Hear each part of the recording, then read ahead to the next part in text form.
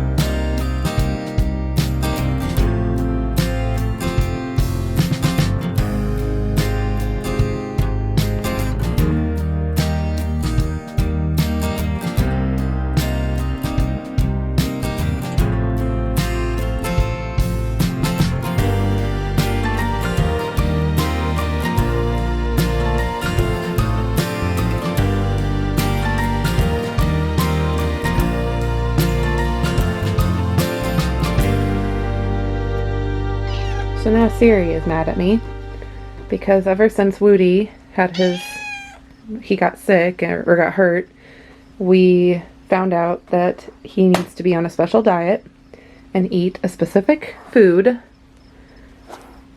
for his kidneys, and she wants it, so she has to stay in here with me with the door shut, and she is very upset about it. So, it doesn't matter. You've already had your breakfast. Sorry. Sorry about you. Sorry about you. Just go to sleep. Lay down. Lay down. Night-night.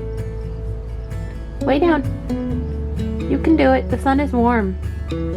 You can do it.